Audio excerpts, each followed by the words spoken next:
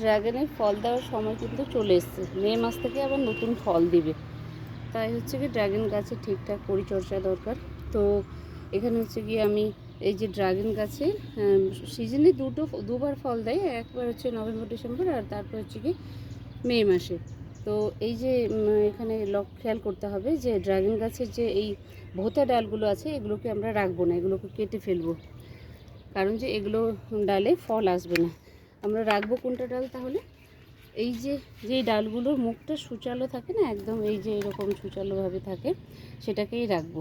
এই ডালেই ফল আসে, বাকি আদারওয়াইজ এই যে ভোঁতা ডালগুলো সেগুলো কিন্তু ফল আসবে না, তাই আমি এগুলোকে কেটে ফেলছি। এখন অযথায় এটা শুধু খাওয়ার নিয়ে নেয়, কিন্তু গাছের গ্রোথকে বৃদ্ধি হতে দেয় না। আমি প্রতিটি গাছের এই যে ভোঁতা ডালগুলোকে কেটে ফেলছি, এগুলো সবসময় লক্ষ্য রাখা দরকার। এখন যেহেতু ফলের সিজন, তাই আমি এগুলোকে আবার কেটে দিচ্ছি। এবার এটা আমি যদিও দেখিয়েছিলাম একবার, যে গোড়াতে আমি ডাল রাখবো না, এই ডালগুলো কিন্তু কোনো কাজে আসবে না। এইভাবে করে সব গাছের এই ভোঁতা ডালগুলোকে আমি কেটে ফেলবো। এখানেও যেমন অনেকগুলো এই অবাঞ্ছিত ডালগুলো কেটে ফেলবো, নাহলে গাছের পুষ্টিগুণ সব নষ্ট হয়ে যাবে।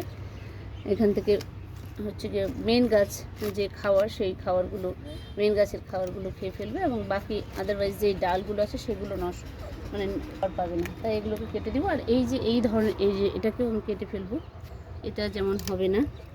আর আমরা এই ধরনের ডালগুলোকে রাখবো, এবং এর ড্রাগন গাছের যে এই যে ডালগুলো যখন হয় তখনই আমরা একটু একটু করে সোজা করে দেবো, নাহলে যখন বড় হয়ে যায় তখন কিন্তু সোজা করা যায় না ডালগুলো।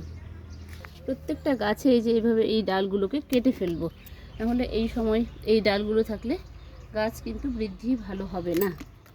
তাই এইভাবে করে আমি সব গাছগুলোকে, আমার প্রত্যেকটা গাছে এরকম ডাল আছে সেগুলোকে আমি কেটে ফেললাম, এবং ফ্রেশ যেগুলো ডাল সেগুলোকেই রাখলাম। তাহলে যেভাবে আমি কেটে ফেললাম, আপনাদের যদি কোনো উপকারে আসে তাহলে এভাবে করে আপনারা ড্রাগন গাছের পরিচর্যা করতে পারেন। আমি কিন্তু এইভাবেই করি।